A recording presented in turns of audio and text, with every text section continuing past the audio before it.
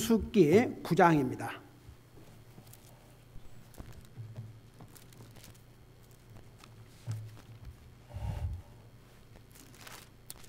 1절에서 5절까지 우리 같이 읽겠습니다. 1절에서 5절까지 민수기 9장 같이 읽겠습니다. 시작. 그들이 이집트 땅에서 나온 뒤 둘째 해 첫째 달에 주께서 시내 광야에서 모세에게 말씀하여 이르시되 이스라엘 자손이 또한 정한 시기에 유월절을 지키게 하라. 그것의 정한 시기 곧 이달 24일 해질 때에 너희는 유월절을 지키되 그것의 모든 의식과 모든 예식에 따라 지킬지나 모세가 이스라엘 자손에게 말하여 그들이 유월절을 지키게 하며 그들이 첫째 달 14일 해질 때에 시내 광야에서 유월절을 지키되 이스라엘 자손이 주께서 모세에게 명령하신 대로 다 행하였더라. 아멘. 기도하겠습니다. 사랑의 아버지 하나님, 오늘도 우리를 주님의 전으로 인도해 주셔서 살아계신 주님을 예배할 수 있게 하시고 이 시간에는 주님의 존귀하신 말씀을 들을 수 있는 은혜를 주셔서 감사드립니다. 말씀을 전할 이 종을 주의 성령님께서 도구로 사용하여 주시옵소서. 감사합니다. 사랑합니다. 예수님의 이름으로 감사 기도드리옵나이다. 아멘. 앉으시기 바랍니다. 민수기 9장은 하나님께서 이스라엘 백성으로 하여금 어떻게 유월절을 지킬 것인지에 대한 지침을 기록하고 있고 이스라엘 백성들이 지금 계속해서 가나안 땅을 향해서 이동을 해야 되는데 주님께서 어떻게 이 백성들을 인도해 주실지 그 인도하심을 기록을 하고 있습니다. 여러분, 유월절은 이스라엘 사람들에게 가장 중요한 명제라고 할 수 있습니다. 왜냐하면 우리 옛날에 출애굽기 배울 때 자세하게 공부했죠. 그 유월절이라는 그 말 자체는 영어로 패스 오버, 지나간다 그런 뜻입니다. 여러분, 이스라엘 백성들이 430년 동안 여러분 사실 참 430년이라는 기간이 결코 짧지 않습니다. 여러분, 그 한국하고 일본과의 그 역사 가운데서 36년을 멀쩡한 자기 나라 땅도 아닌데 일본이 쳐들어와서 점유를 해가지고 36년 동안을 얼마나 착취했습니까? 여러분, 그 당시에도 많은 그리스도인들이 그 신사참배, 그들이 말하는 소위 천왕 그 신을 섬기지 않으면 무참하게 핍박을 하고 감옥에 갇혔습니다. 저희 어머님이 그때만 해도 30대 젊은 나이였다고 그래요. 그러니까 저는 아직 세상에 태어나지 않았죠. 근데 그 젊은 나이에 그 어머님이 섬겼던 교회 목사님과 어머님 둘이 그 신사참배 거부하다가 감옥에 갇혔다는 얘기를 들었습니다. 참 그 어머니의 그 간증을 들어보면 참 so blessing. 그러니까 그 당시에도 많은 사람이 두려워가지고 그냥 교회 나가고 하나님 믿는다고 그러지만 일단은 감옥을 피하기 위해서 그냥 절만 한 번 보내준다고 그러니까 절하고 가고 그랬지만 그 교회 목사님과 저희 어머님 그때 당시에 30대 젊은 나이입니다. 그래갖고 감옥에 갇혔어요. 참 그런 믿음의 어머니를 하나님께서 제게 주셨다는 게 얼마나 큰 복인지 모릅니다. 결국은 그 어머니로 말미암아 온 가족이 다 예수님을 믿게 되었고 어떤 그 스라의 자손들이 참 많이 주님의 종으로 부름받고 사역을 하고 있습니다. 그래서 여러분 그 430년 우리 한국이 36년이라는 그 세월이 사실 430년에 비하면 짧은 기간이죠. 이스라엘 사람들은 430년이라는 긴 세월을 종사를 했어야 됐습니다. 이집트에. 근데 그것도 하나님의 선한 뜻이 계셨습니다. 옛날 우리 자세하게 배웠죠. 왜 그 기간이 필요했냐 그러면 여러분 하나님께서 아브라함에게 가나안 땅을 약속했는데 그 가나안 땅에 몇 나라가 살고 있었습니까? 7나라가 살고 있었습니다. 한번 생각해보세요. 중동을 한번 살펴보세요. 중동의 그 핵심 지역을 다 그 7나라가 지금 살고 있는데 그 땅을 아브라함에게 약속의 기업으로 주셨습니다. 근데 이 아브라함은 하나님께서 그 땅을 약속하셨지만 사실 땅 한 뼘도 갖지 못했다고 그랬습니다. 나중에 아브라함의 아내 사라를 장례할 장소도 없어가지고 샀다고 했습니다. 가나안 땅 사람들에게 그 구를 사가지고 장례를 지냈다고 했습니다. 그러니까 하나님께서 아브라함에게 그 땅을 약속하셨지만 바로 아브라함에게 주신 것이 아닙니다. 하나님이 약속하신 몇백 년 후에 이제 하나님이 주셨는데 그 이유가 있어요. 옛날에 전했지만 다시 한번. 그러니까 하나님의 계획은 어마어마합니다. 이스라엘 백성들이 당시 이집트의 총계가 몇 명이냐면 70명밖에 안 됐습니다. 그 70명이 바로 이집트에서 나온들 어떻게 가나안 땅을 정복해서 가나안 땅에 나라를 세우겠습니까? 그러니까 하나님께서 이 70명이라고 하는 야곱과 그 자손들이 한 국가로 성장할 수 있도록 이집트에서 사실 먹이시고 기르신 것입니다. 여러분 당시에 이집트는 얼마나 풍요한 나라인지 모릅니다.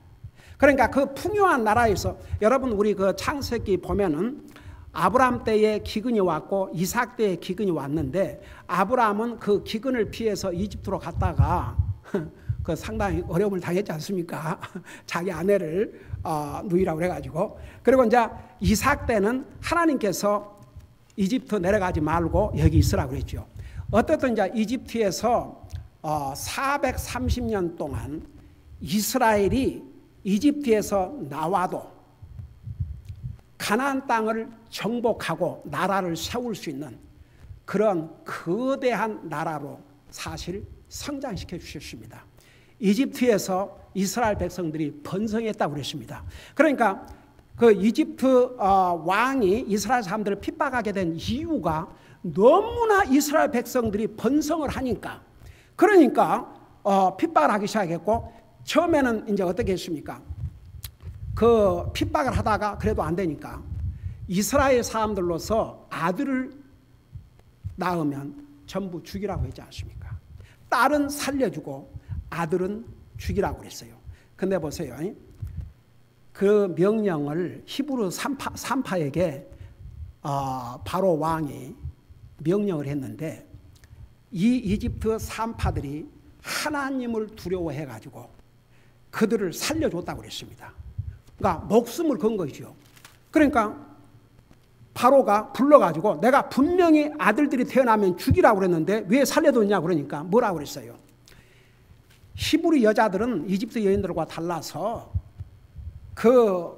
건강해가지고 그냥 손을 쓰기 전에 이미 낳기 때문에 어떻게 할 수가 없습니다. 그렇게 했지 않습니까? 근데 성경은 뭐라 기록하고 있는 줄 아십니까? 이 산파들이 하나님을 두려워함으로 하나님께서 이 산파들의 집을 세워주셨다 그랬습니다. 그러니까 보세요. 어떤 핍박과 어떤 상황에서도 하나님을 두려워하는 자는 하나님을 두려워하는 삶을 살면 하나님께서 지키시고 보호하시고 인도하시고 공급하십니다. 제가 우리 자녀들을 위해서 기도하는 기도 가운데 한 번도 빼지 않고 매일 기도한 내용 중 하나가 우리 아이들 항상 하나님을 두려워하는 삶을 살게 해주시옵소서. 여러분 시편 37편에 뭐라는 줄 아십니까? 하나님을 두려워하는 자들에게는 모든 좋은 것에 부족함이 없으리라고 그랬어요. 그래서 이제 우리 성도들을 위해서도 기도합니다. 우리 가족을 위해서 기도하고 우리 성도들을 위해서 기도하면서도 우리 성도들 항상 하나님을 두려워하는 삶을 살게 해주시옵소서. 그렇게 기도해요. 여러분 잠깐 출애굽기 1장을 펴보세요.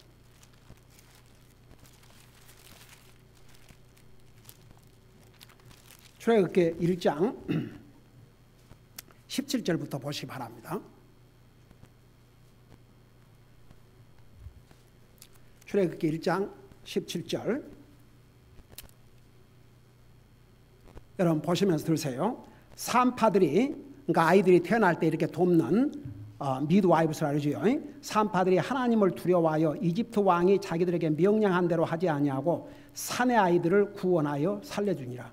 여러분 이 산파들이요, 왕의 명령을 도리어 두려워하지 아니하고 하나님을 두려워하고 살려줬다 그랬어요. 만일 이게 잘못했다면 자기들의 목숨을 잃게 됩니다. 근데 하나님을 두려워한 사람을 죽도록 내버려 두지 않습니다. 그 다음에 보세요.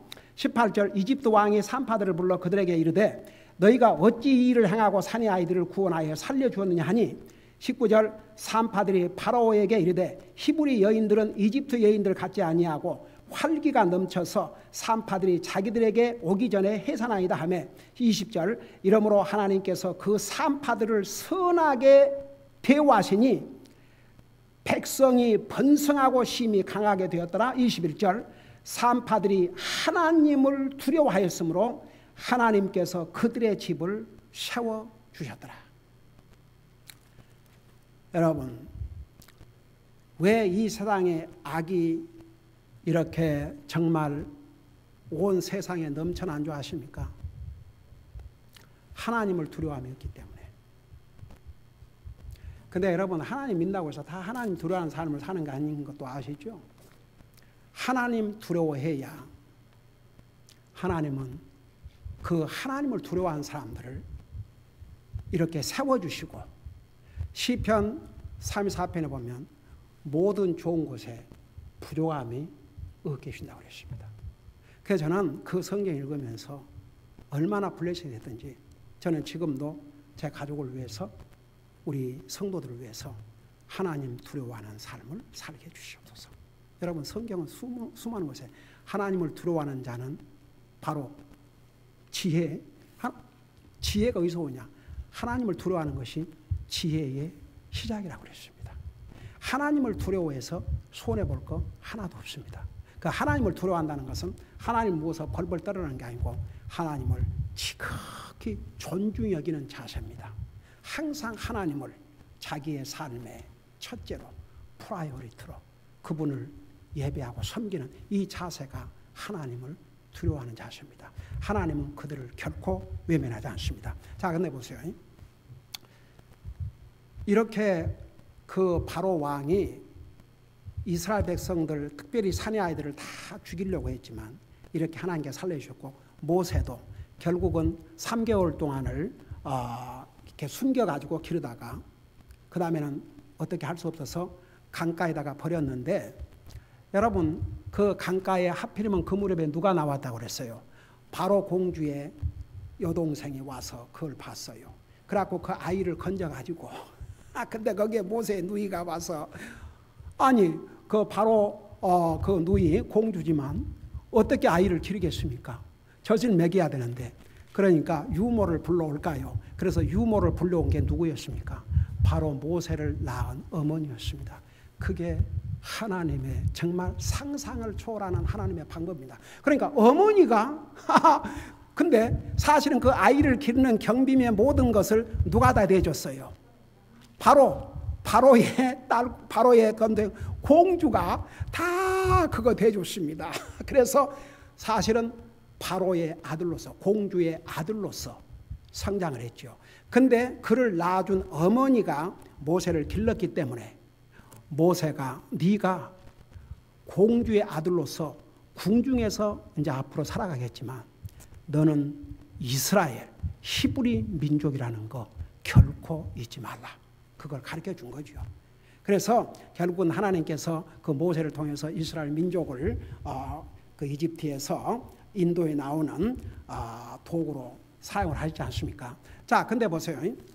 그 바로 왕이 이제 이렇게 해서 그 이집트에 살고 있는 이스라엘 백성들이 너무너무 잘 되니까 그들에게 괴로움을 주어서, 고통을 주어서 어렵게 만들려고, 그렇다고 해서 다 죽일 수는 없지 않습니까? 근데 계속 번성해 나가니까 이제 그 무서운 노역을 통해서 그들을 힘들게 했습니다. 그래서 이제 종살이를 처음부터 한 게 아닙니다. 사실은. 그러니까 430년 동안 이집트에서 살았지만 이스라엘 백성들이 430년을 다 종로로 한 게 아니에요. 처음에는 그 이스라엘 사람들이 이집트에 갔을 때 누가 그 나라의 왕 다음의 권력을 가지고 있었습니까? 요셉이 권력을 가지고 있었습니다.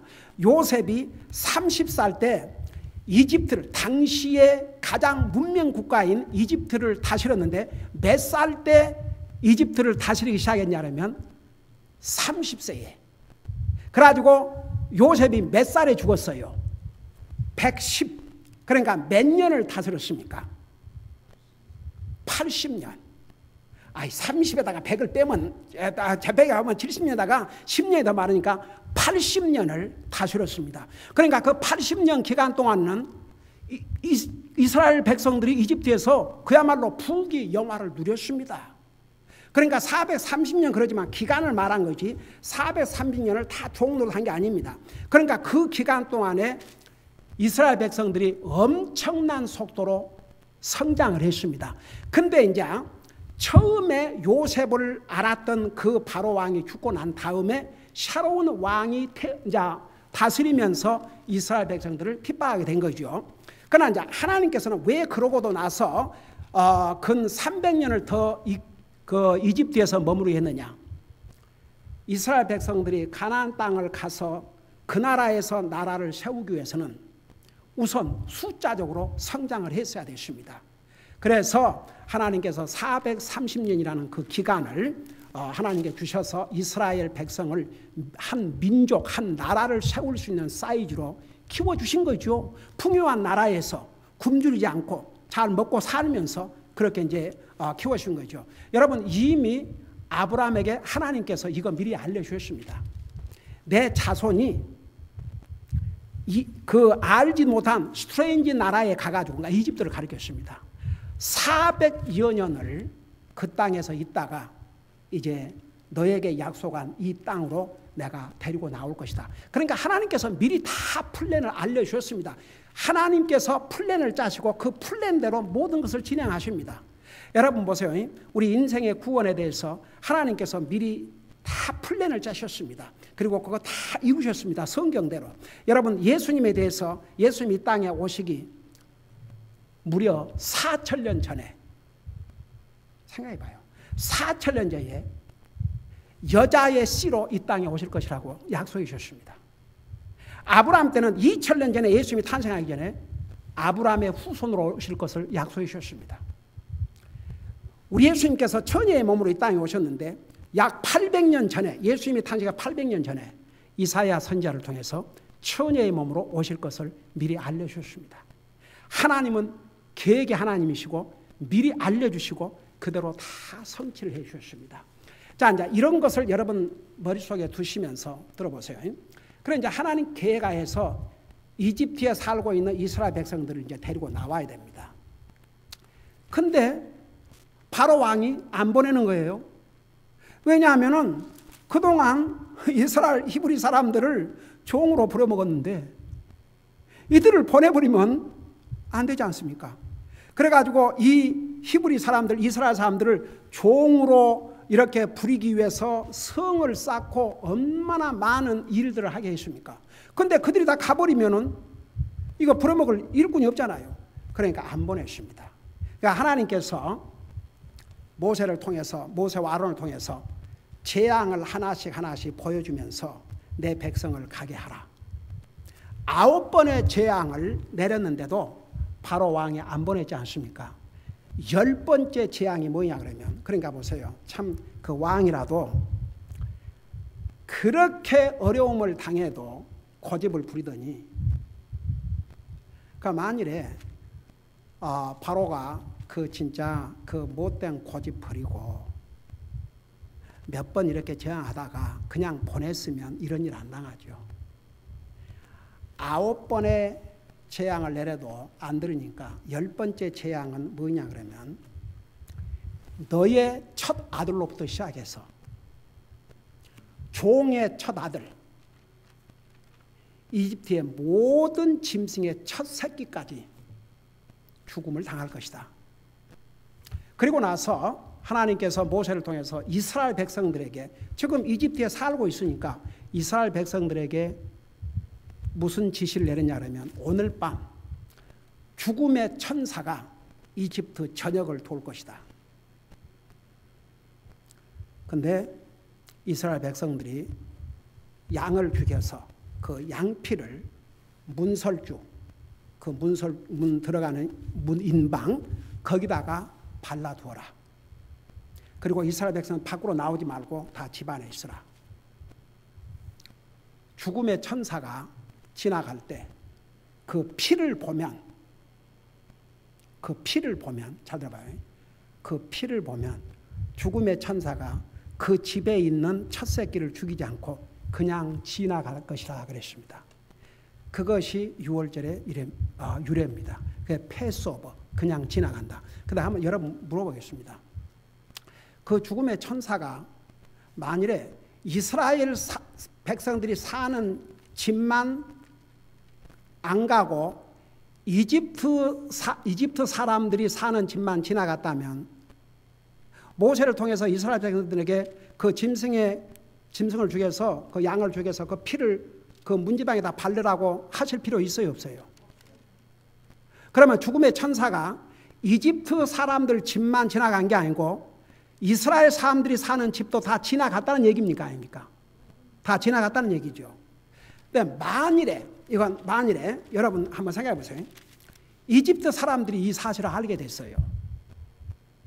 그러면 이집트 사람들 가운데서, 왜냐하면 전에도 이집트 사람들 가운데서요, 하나님께서 천둥 우박을 칠 테니까 짐승들을 전부 다 이렇게 안전한 곳으로 들여다 두지 말고 안전한 곳으로 옮겨놓으라고 얘기했지 않습니까? 이스라엘 백성들을 그렇게 했어요.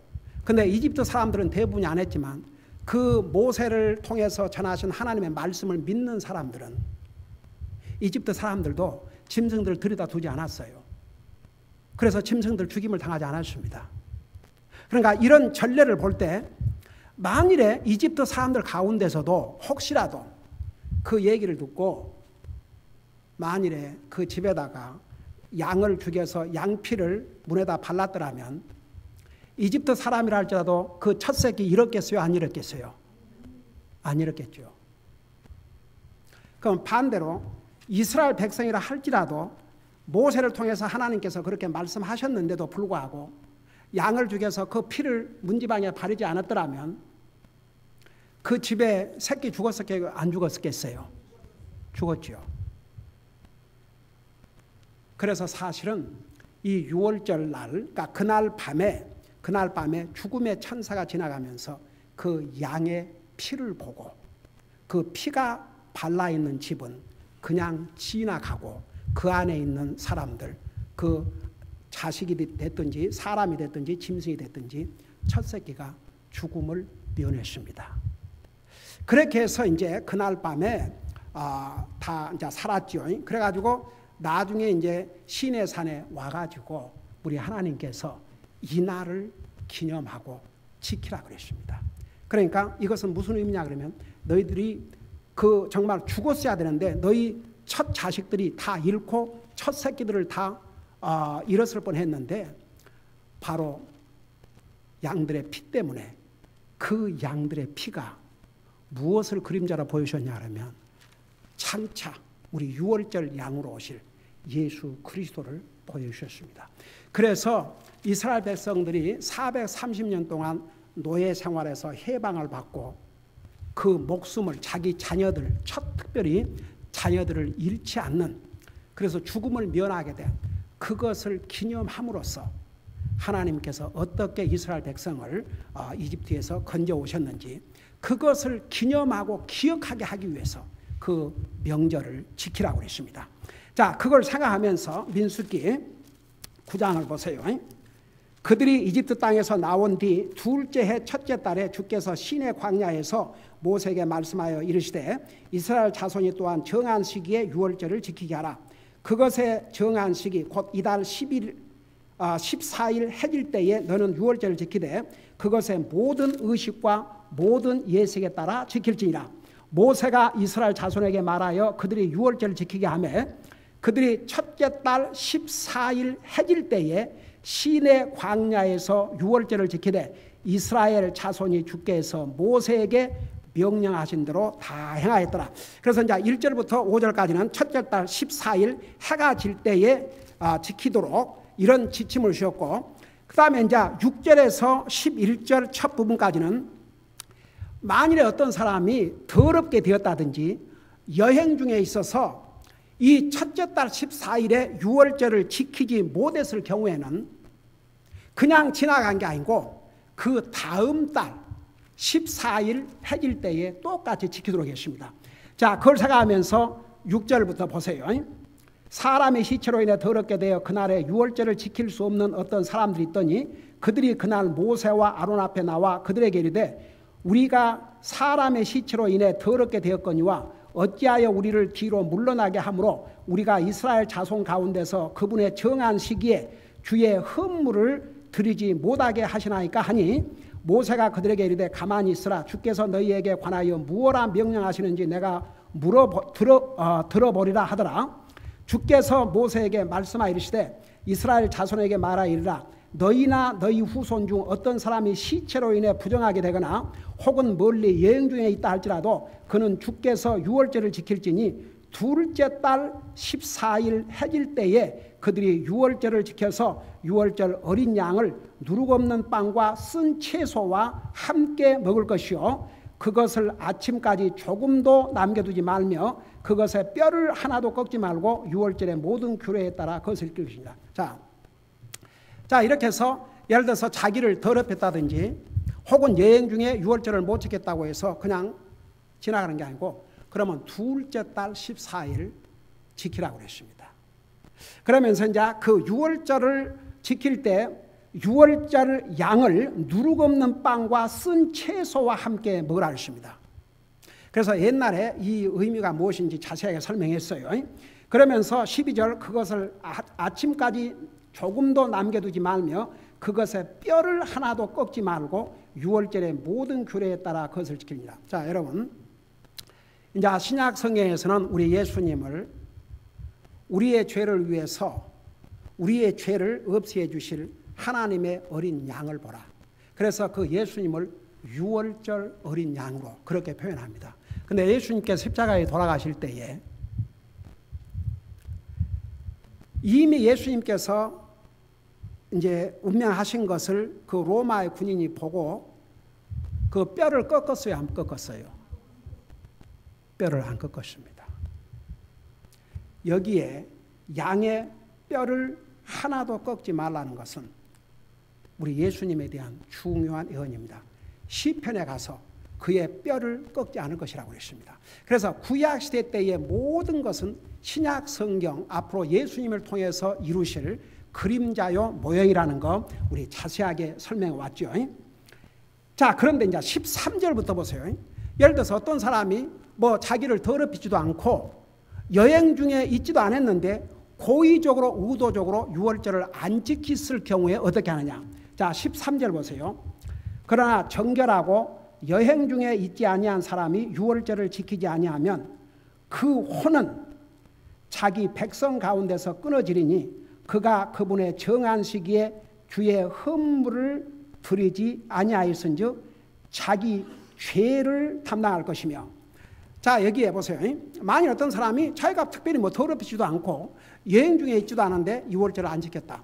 근데 그 유월절 날 하나님 앞에 자기 헌물을 드린다고 그랬어요.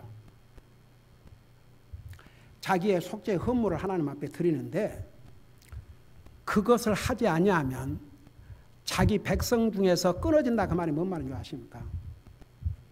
죽음을 당한다, 그런 뜻입니다. 그러니까 보세요. 그 당시에 유월절의 의미가 이스라엘 백성에게는 그렇게 중요한 절기였습니다. 첫째는 주님의 명령을 불순종한 죄요. 그 다음에 두 번째는 하나님께서 이스라엘 백성들을 죽음 가운데서 건져주신 것을 전혀 중요하게 여기지 않는 그런 자세에 대해서 하나님께서 이렇게 중벌을 내리셨습니다. 그리고 이제 14절에 보면 그러면 이스라엘 백성이 아닌 사람이 이스라엘 백성들과 함께 사는데 그러면 그 사람들은 어떻게 할 것이냐. 14절 보세요. 만일 타국인이 너희 가운데 머물며 주께 유월절을 지키고자 하면 그는 유월절의 규례와 그것의 관례를 따라 그대로 행할지니 너희는 타국인에게나 그 땅에서 태어난 자에게나 다 한 규례를 취할지니라. 그래서 이제 이스라엘 사람이 아닌데 이스라엘 사람들과 함께 살면서 이스라엘 사람들이 지키는 저 유월절을 보니까 엄청난 축제일이거든요. 그럼 나도 거기에 참여하고 싶습니다. 나도 하나님 앞에 헌물을 드리고 싶습니다. 그런 사람이 있으면 기꺼이 참여하게 하고 이스라엘 사람들로서 유월절을 지킬 때 지켜야 될 모든 규례와 이런 것을 똑같이 적용을 하고 그들이라고 해서 이렇게 달리 취급하지 말도록 그렇게 했습니다.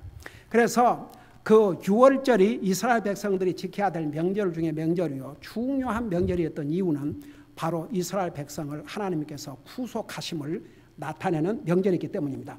그리고 나서 이제 15절에서 마지막 절까지는 하나님께서 이제 이스라엘 백성들이 계속 시내 산에서부터 가나안 땅까지 이동을 해야 되는데 그 이동을 할 때 어떻게 이동을 하게 하시냐면 이렇게 그 철두철미하게 가이드를 해 주셨습니다. 15절 보세요.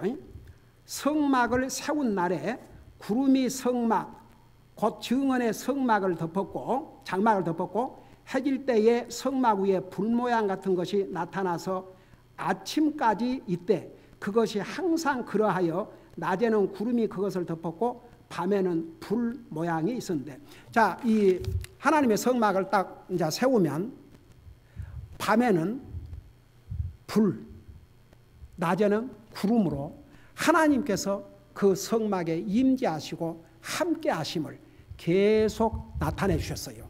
그리고 이제 언제 이동을 하고 언제 또 쉬고 하냐 그러면 그 다음에 보세요. 17절에 구름이 성막에서 떠오르면 그 뒤에 이스라엘 자손이 이동하였고 구름이 머무는 곳에 이스라엘 자손이 자기들의 장막을 쳤으니, 그러니까 보세요. 구름이 딱 성막에 떠오르면 이제 이동을 해야 돼요. 근데 그 구름이 그 하나님의 성막 위에 딱 머물러 있으면 다 이동을 멈추고 이제 거기서 휴식을 해야 됩니다. 그 다음에 18절을 보세요. 이스라엘 자손이 주의 명령에 따라 이동하고 주의 명령에 따라 장막을 쳤으며 구름이 성막 위에 머무는 동안에는 그들이 자기들의 장막 안에서 안식하고, 그러니까 이제 주님께서 이렇게 어떤 식으로 명령을 하셨냐면 구름으로, 구름이 머물러 있을 때는 구름이 떠오르면 이동하고 구름이 성막 위에 머물러 있으면 거기서 안식을 하고, 19절 보세요. 구름이 성막 위에 여러 날 동안 오래 머물 때에는 이스라엘 자손이 주의 책무를 지켜 이동하지 아니하였으며 구름이 성막 위에 며칠간 머무를 때에도 그와 같았으니 그들이 주의 명령에 따라 자기들의 장막에 거하고 주의 명령에 따라 이동하였으며, 21절 보세요.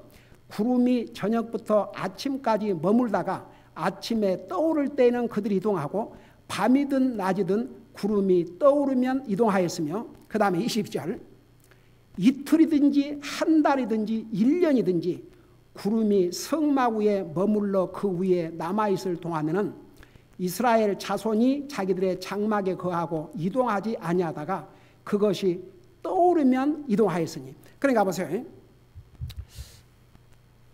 하루가 됐든 이틀이 됐든 한 달이 됐든 1년이 됐든 상관없어요. 하여간 구름이 머물러 있으면 이동을 하면 안 됩니다. 일단 구름이 이렇게 떠올라야지 이동을 하지, 머물러 있으면 뭐 몇 달이 됐든지, 여기 그랬지 않습니까? 1년이든지 구름이 성막 위에 머물러 있으면 그 위에 남아있을 동안은 이스라엘 자손들이 자기 장막에 거하고 이동하지 말라고 그랬어요. 그래서 마지막 절의 결론이 이겁니다. 곧 그들이 주의 명령에 따라 장막에서 안식하고 주의 명령에 따라 이동하며 또 모세의 손으로 주신 주의 명령에 따라 주의 책무를 지켰더라. 자, 그래서 9장은 한마디로 말해서 유월절을 어떻게 지킬 것이고 이스라엘 백성들이 이동을 하는데 어떻게 이동을 할 것인지 하나님께서 일일이 가이드한 내용을 우리가 이제 배웠죠. 이것을 기록해서 우리에게 주신 이유가 있어요. 우리에게 주신 교훈. 여러분, 구약 성경은 역사울시다. 인류의 역사입니다. 구속의 역사입니다. 신약 성경 그 역사를 성취한 것입니다. 그래서 여러분 보세요. 우리 예수님에 대한 역사 성취 한 부분이 남았는데 그것이 주님이 다시 오시는 것. 그 외에는 역사적으로 다 성취가 되십니다. 여러분, 유월절은 이스라엘 백성들에게 자기를 죽음에서 건져주신 구속의 날이었습니다. 그래서 나와 여러분에게 유월절이 어떤 의미냐 그러면 우리를 위해서, 여러분 그 이스라엘 백성들이 죽음을 면했던 것은 그들을 대신해서 죽은 양 때문이었습니다. 수많은 양들이 죽임을 당했습니다. 예수님을 가리켜서 어린 양, 세상 죄를, 우리의 죄를 제거하는 하나님의 어린 양이라고 그러십니다. 그래서 예수님은 유월절 양이었습니다. 그러니까 우리의 죄를 대신해서 자기 자신을 희생하셨습니다. 그 주님을 통해서 우리가 구원을 받았습니다. 구속받았습니다. 그래서 유월절의 의미가 이스라엘 백성들에게는 개인과 민족의 구원의 날이었지만 오늘 우리에게는 우리가 예수님을 우리의 구주로 믿고 영접한 순간에 우리는 구원받고 그게 우리에게는 영적으로 유월절입니다. 그러면 여러분 우리가 이스라엘 사람들처럼 그런 유월절을 지킬 필요 없지만 우리에게 주신 의미가 뭔지 아십니까? 여러분 하나 물어보십시다. 여러분이 복음을 깨닫고 주님을 영접할 때 기뻤어요? 안 기뻤어요?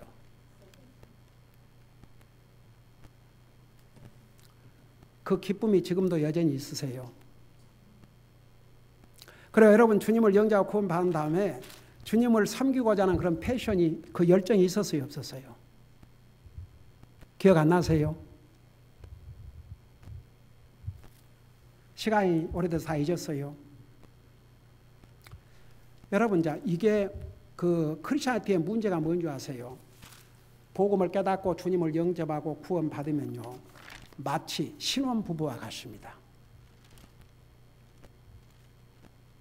결혼해서 가정을 이루고 처음에는 얼마나 익사이팅합니까?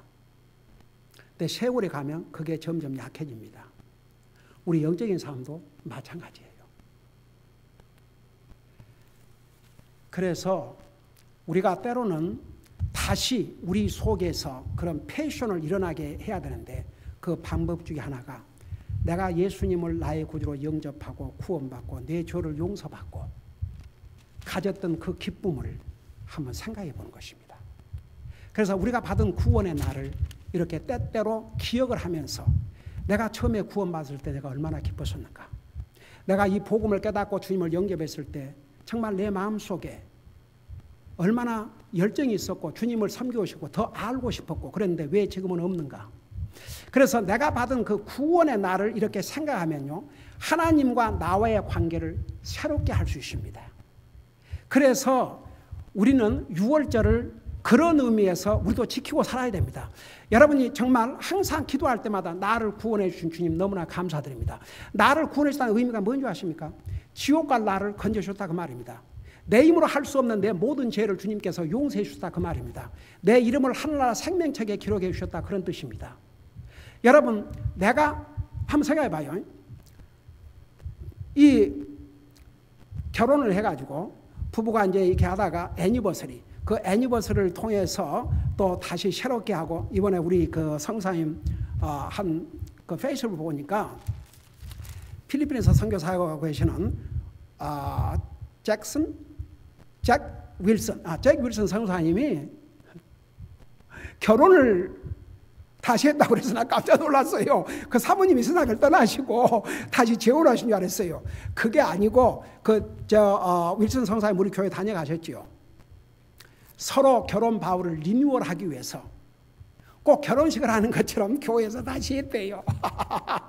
그러니까 뭐 결혼식이 아니라 서로 그 사랑을 리뉴얼하고 다시 새롭게 하는, 그 처음에 만났을 때의 그 뜨거웠던 그 사랑, 그런 것을 다시 한번 새롭게 하기 위해서 그런 식을 가졌다는 거예요.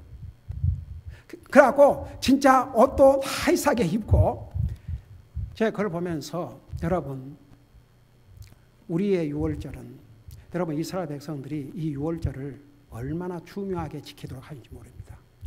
때로는요, 우리 그런 시간을 가질 필요가 있습니다. 내가 구원받은 날, 내 죄를 다 용서받은 날이요, 내 이름이 하늘나라 생명체에 기록한 날이요, 영원한 하늘나라를 나의 소망의 나라로 주셨다는 거. 여러분, 그 날을 우리 잊으면 안 됩니다. 그래서 내가 구원받은 날을 이렇게 생각하면서 여러분 매일 삶 속에서 나를 구원해 주신 주님의 은혜를 감사드립니다. 그렇게 하면요, 주님과의 관계를 새롭게 할 수 있습니다. 그 다음에 두 번째 우리에게 주신 교훈,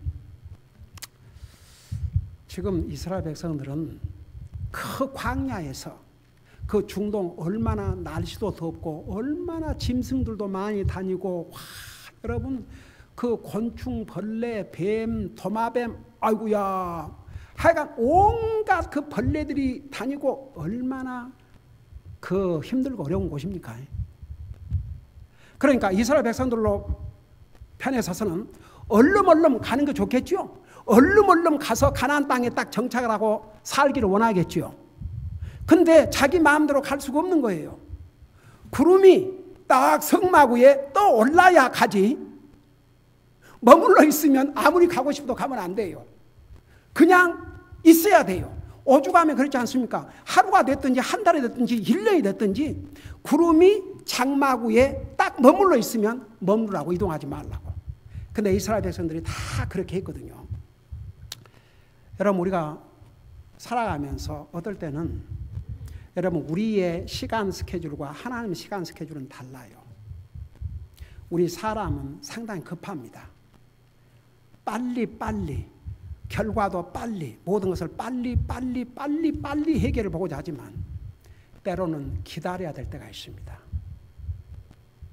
여러분, 아브라함의 아내가, 하나님이 분명히 아브라함과 사라의 몸에서 태어날 자식을 하나님이 후계자로, 후손으로 주실 것을, 약속의 자녀로 주실 것을 약속하셨음에도 불구하고 사라가 못 참고 자기 종을 들여다보내서 얻은 아들 이스마엘 때문에 그 후손이 지금까지, 아브라함이 간지 몇천 년이 된 지금까지도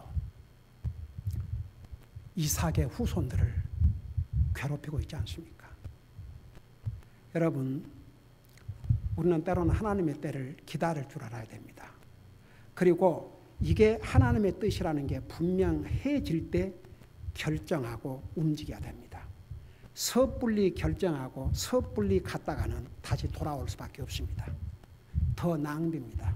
그래서 때로는 우리가 원하는 때에 우리가 원하는 대로 안 돼도 계속 기도하십시오. 그리고 인내심을 가지고 하나님 앞에 하나님의 때를 구하면서 기다리세요. 그러면요, 나중에 지나놓고 보면 아, 하나님께서 이래서 기다리게 하셨구나, 그거 알게 될 줄로 믿습니다. 그래서 오늘 이 두 가지를 놓고 우리 하나님 앞에 기도하는 시간을 갖겠습니다. 기도하십시다.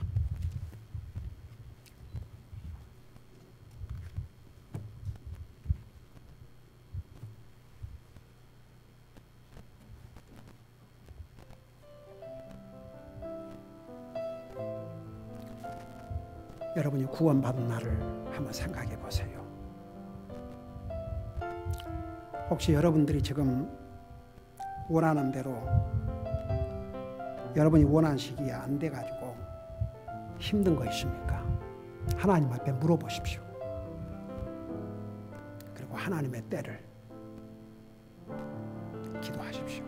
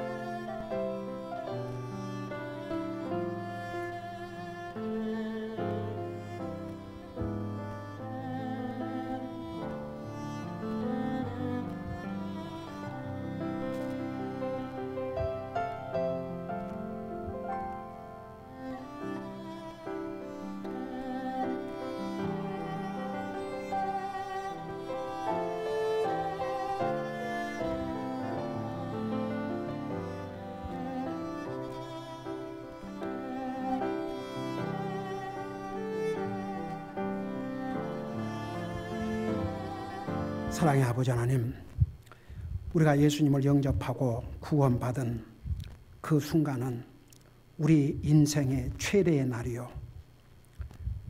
영원한 지옥으로부터 영원한 천국에 갈 수 있는 우리 인생 180도 우리 인생이 바꿔지는 그런 역사적인 순간이었습니다. 우리는 주님을 영접하고 구원받고 복음을 깨닫고 난 다음에 얼마나 기뻤습니까? 우리는 행복했고 더 주님을 알고 싶었고 더 주님을 섬기고 싶었습니다. 그 열정을 우리가 계속 회복할 수 있는 길은 우리가 주님을 영접하고 구원 받은 그날을 항상 생각하면서 주님 앞에 감사하고 또 감사하고 우리가 그날을 잊지 아니할 때에 주님과의 관계를 늘 새롭게 하고 주님을 향한 열정이 식어지지 아니할 줄로 믿습니다.